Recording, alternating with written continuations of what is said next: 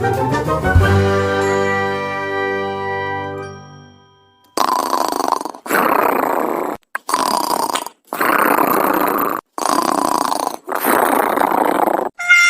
dipalio, তুমি মোক ককো নাচবা দা খেদি হলো তোমাক আনিম। তুমি একদম চিন্তা নকৰিবা। পিটি ঘুমটিতে কি বকি আছে আই দীপালীক পাৰাই নাই বোধহয়। মাইক কৈয়ে দেও ৰ। অ মাইক গলি কিয়া কি হল তোৰ?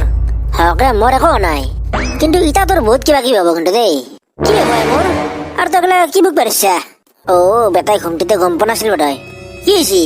তই আজিও ঘুমটিতে দীপালীকে এটা বাঢ়ি আছিলি আৰু মই চব কথা তোৰ কৈ দিম। এ ৰ কবি ৰ। কেইদিনমান আগত যি আমাৰ তাতে ভাড়া আছিলে মানুহটোৰ লগত এটা তিৰি আছিল আৰু এটা আপি আছিল। তই আনিছিলি ৰ। অ তাতে কি হল? তই কৈছিলি ধৰ আপিটোক বোলে তোৰ ভাল লাগে।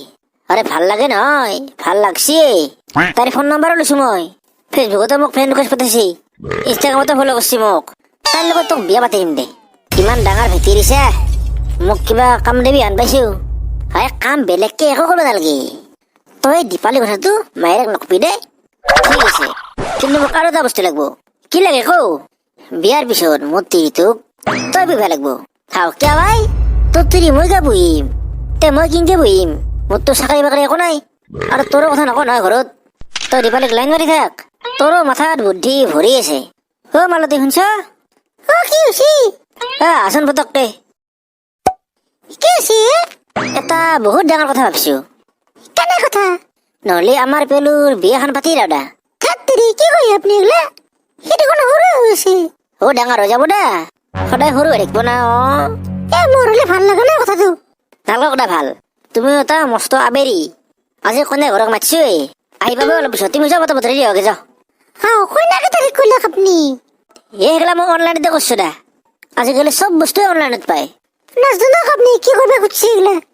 পিছত কিন্তু জতা বতৰা লাগলি মোক নকব। আৰু তোমাক কিয় কম তুমি চইতা আহি পাব এনথি। চা মাই ডিয়াৰ বয়, তই ইংলিছ কেইটা শিকলি আই? আৰে বিয়াৰ পিছত তই শিকি যাবি, চিন্তাই নকৰিবি। মই মানে কথাটো বহুত ভাবি চালো। ছোৱালী দুটা সৰু আছে, কিন্তু তথাপিও বিয়াই পাতি দাও। মোৰো ভাল লাগিল, মোৰো ভাল লাগিল। মানে কি হল তোৰ?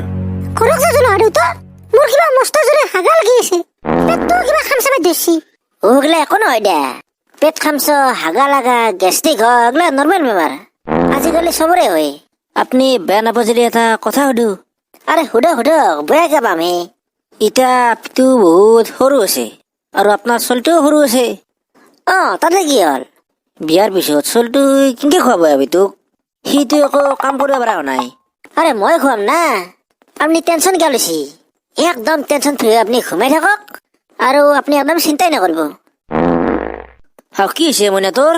মই কৈছো না, মোৰ পেটটো খামচা মাৰি ধৰি আছে আৰু মোৰ হাগাও লাগি আছে। থাক আৰু বাহানা বনা বন্ধ কৰ। তোমাৰ কি হৈছে? কলোৱে দেখোন, তেতিয়াৰ মোৰ হাগা লাগি আছে। হাগা লাগছে যদি ঘৰক কিয় যাব লাগে? আমাৰ পেখানাকে যা। এটা এনেই ভুকি আছে দক এগলা। হলেও হাগা লগা বেমাৰটো বৰ ডাঙৰ বেমাৰ। এটা সময়ত মোৰো হৈছিল। বিয়া কৰিব বহি পেলাই মোৰ হাগা লাগছিল। অ হয় নেকি? তে মোৰ আপিটো ভাল লাগিলে নাই আপোনাৰ? বাইরে দেখোন মাতাই নাই একো।